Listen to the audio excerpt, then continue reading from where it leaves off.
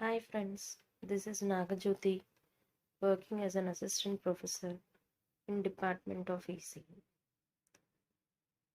Now I want to discuss about linear IC applications course in which the unit 2 deals with op-amp applications. So in case of the previous sessions, we have discussed what is meant by an op-amp, what are the different modes of operations of an op-amp. So in the complete unit 2 deals with what are the different applications of an op-amp. So basically the operational amplifier is used in order to amplify the signals as well as in order to perform different mathematical calculations like addition, subtraction, multiplication, integration, differentiation. So now let us start with a basic operation which is nothing but an inverter. So here basically an inverter is a circuit in which the output will be complement towards the input.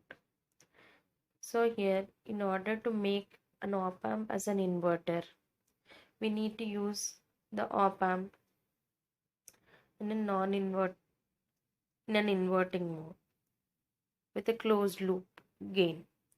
So here the circuit represents it is in inverting mode because the input signal is applied towards the inverting terminal, and we know that the voltage gain of an inverting op amp is minus Rf by R1. In order to use the op amp as an inverter, the condition which we need to remember is the feedback resistance values and the input resistance values should be of same value. So when Rf is equivalent to R1, then gain will become minus 1.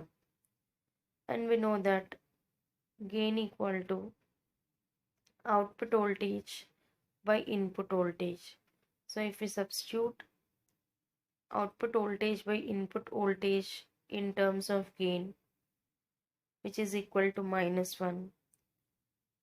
So from that we can say that output voltage is equivalent to negative of input voltage, and we know that here the negative sign represents there is a 180 degrees phase shift between input and output. So if we are assuming that Rf and R1 values are of equal value, and if the op amp is connected in an inverting mode, then such a circuit is called as scale changer or an inverter. Similarly, the next simple circuit is a buffer. So in case of a buffer, if we want to use op amp as a buffer circuit, that is voltage follower circuit, instead of using an op amp and an inverting mode, we need to use the op amp in a non-inverting mode. Means we are giving the input towards the positive terminal of an op amp, and the gain of a non-inverting amplifier is 1 plus Rf by R1. So if you want to use the op amp as a buffer circuit, we should not use any resistance values, that is input resistance and feedback resistance value should be equal to 0. Means we need to directly connect output towards the input without giving any resistance values. So from that we can say that the voltage gain will be is equivalent to 1 because Rf and R1 values are 0. And if we substitute the gain formula, which is V0 by Vin, we can write down output voltage is equivalent to input voltage. So whatever the input which we are applying, if we are getting the same output voltage, then such a circuit is called as an buffer. So the conclusion which we can give from these two circuits are, if an op amp is connected in an inverting mode with equal resistance values of feedback as well as input resistance, then such a circuit is called as an inverter. If we are connecting op amp in a non-inverting mode without using of any resistors, then such a circuit is called as an buffer. And the next application of an op amp is a summer circuit or summing amplifier. So here the name itself indicates that which will perform the addition of the input is nothing but called as an summing amplifier. Depending upon the inputs where we are giving, these summing amplifiers will be of two different ways. One is inverting summing amplifier and the other one is non-inverting summing amplifier. So if we are giving input for the negative terminal, then it is called as inverting summing amplifier, and if we are applying the input for the positive terminal, then it is called as non-inverting summing amplifier. So if we observe the circuit over here, we are applying the voltages, different voltages, that is V1, V2, V3 and so on, and all these voltages are given to a common point. From that common point we are applying towards the negative terminal of an op amp, so it is called as an inverting summing amplifier. So we need to write down a KCL equation at the node of in. So here according to the KCL, V1 by R1, that is incoming current, should be is equivalent to outgoing currents. So at that particular node, the incoming current is in and the outgoing current is if. So in should be is equivalent to if. So in can be written it as V1 by R1 plus V2 by R2 plus V3 by R3. And we can write down the other output side as VA minus V0 by feedback resistance. And according to the virtual ground concept, that is, as a positive terminal of an op amp is grounded, which is having an voltage of 0 value, the same voltage will be present towards the negative terminal of an op amp. So according to the virtual ground concept, the voltage across the negative terminal of an op amp will be equivalent to 0. That itself indicates VA value is equivalent to 0. If we substitute the VA value is equivalent to 0, we'll be getting V1 by R1 plus V2 by R2 plus V3 by R3 equal to minus V0 by RF. So if we are representing the same expression in terms of output voltage, we'll be getting V0 is equivalent to minus RF by R1 plus RF by R2 plus RF by R3 into the corresponding input voltages V1, V2 and V3. If we are assuming all the resistances R1, R2, R3 as well as feedback resistances are all of same value, then we can say that the output voltage is equivalent to minus of V1 plus V2 plus V3. That is, output is summing of all the inputs but with a negative sign because the input is applied towards a negative terminal. Similarly, if the input resistance values is equivalent to 3 times that of RF, then the same circuit can be used as an averaging circuit. Means depending upon the resistance values, Either we can use this circuit as an averaging circuit or a summing circuit. The next application of an op-amp is subtractor, or it is also called as differentiator, because here the subtractor is nothing but which need to perform the subtraction, that is the difference of both the input signals. So in the previous case, that is in case of a summing amplifier, we are applying the input either towards the positive terminal or towards the negative terminal. But if you want to use the circuit as a subtractor, we need to give the voltages, that is we need to apply the voltages for both the positive as well as negative terminals. But in order to prove the output voltage is equivalent to difference of input voltages, here we need to use a superposition theorem. So here, according to the superposition theorem, at a time we are applying only one of the voltage and we are making other voltage is equivalent to 0.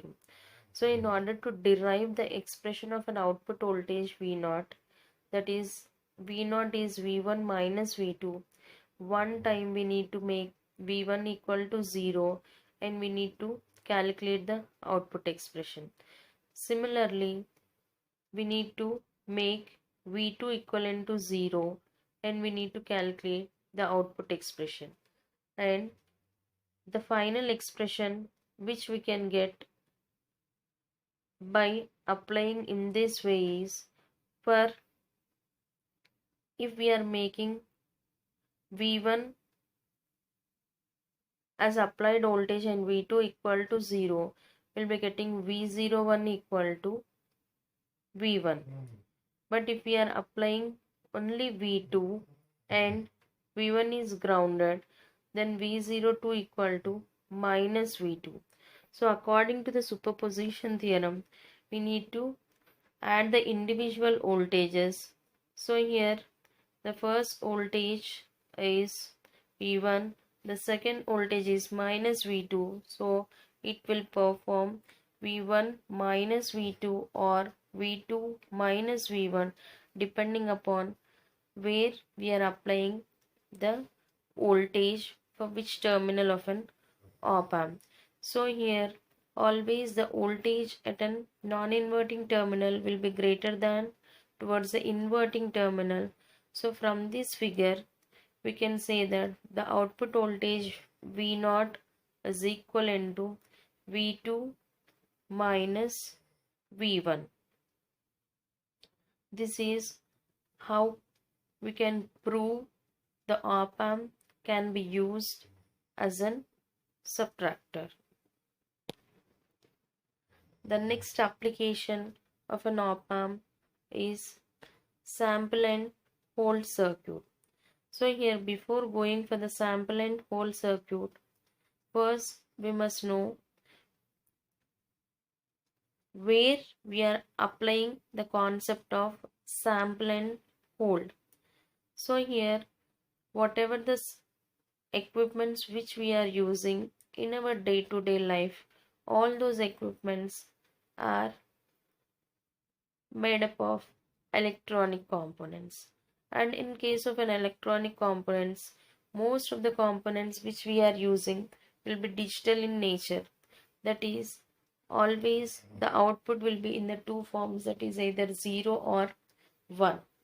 And even the output is analog in nature, but the complete internal process is done digitally. So whenever we are using analog to digital converters, we need to use sample and hold circuits. So in case of analog to digital conversion, the continuous signal has to be converted into digital signal. So before conversion into a digital signal, first of all it need to undergo a discrete component. That is, by using sample and hold circuit, we are converting a continuous signal into a discrete signal. So whatever the discrete signal which we are getting over here, that is passed through a quantizer and an encoder, so that we'll be getting an output as a digital output. So the circuit shows that it consists of two op amps. That is, the first op amp is connected towards the positive terminal. So here for the positive terminal we are applying the input voltage and there is no feedback path. So we can say that the first op amp is nothing but a buffer circuit, means whatever the input voltage which we are giving, the same input voltage will be passed through an A1, but after some amount of time. This A1 is connected to a N-channel MOSFET, and this N-channel MOSFET gate terminal is connected through a sample and hold control, or it is also called as control voltage. Means depending upon this gate voltage which we are applying, this MOSFET may be either in the on state or in the off state. So when the input signal is passed through the drain of a MOSFET, the control voltage is applied to its gate. So whenever the control voltage is high, then MOSFET is going to be on. So whenever the MOSFET is on, it acts as a short circuit. So the capacitor starts charging. So this charging time is nothing but given by a time constant of R, that is drain source resistance plus output resistance into C. So how much amount of time the capacitor is going to be charged depends upon the values of the resistance values of an MOSFET. If the input voltage V1 appears across the capacitor, then the second circuit is nothing but an A2, which is also a voltage follower. Means whatever the voltage which is present at the capacitor should be passed through the second op amp, which is A2. So here during the time when capacitor voltage is equivalent to 0, MOSFET will be in the off state and the capacitor will be having high impedance, so it will not allow any charge to pass through an A2. So depending upon the charge of the capacitance, either it may be on or off. So if we observe the waveforms of a sample and hold circuit, here we are applying the input voltage which is a continuous in nature. So here the first signal represents an input signal of a sine waveform, and the second signal is nothing but whether it is called as sample and hold signal or a command signal or a control voltage signal. So here this control voltage signal is nothing but a clock pulse in which it consists of on period as well as off period. So whenever this control voltage is positive value, that itself indicates MOSFET is in the on state. So when the MOSFET is on state, the capacitor starts charging. So this time, how much time the capacitor is going to be charged is called as sample time, which is represented by Ts. So further till that time the input is going to be sampled. Whenever the control voltage is equivalent to 0, the MOSFET is going to be off. So it offers high impedance So the capacitor starts discharging. So the time for which the capacitor starts discharging is called as an hold time. So the hold time of sample and hold circuit depends upon discharging, and sampling time depends upon charging. So if we observe the output waveform will not be continuous in nature for one instant of time, that is for sampling time. It is having some variations according to the input, but whenever there is a hold time, the output value will be in the same position whatever may be the previous case. So here the previous value will be held constant until the next sample is going to be sampled. So from this third waveform, that is output waveform, we can say that the signal is not continuous in nature, but it is discrete in nature. Means you are dividing the time axis at regular intervals of time, but whereas amplitude axis is continuous in nature. This is how to convert our analog signal into a discrete signal by using op amp, and such a circuit is called as sample and hold circuit.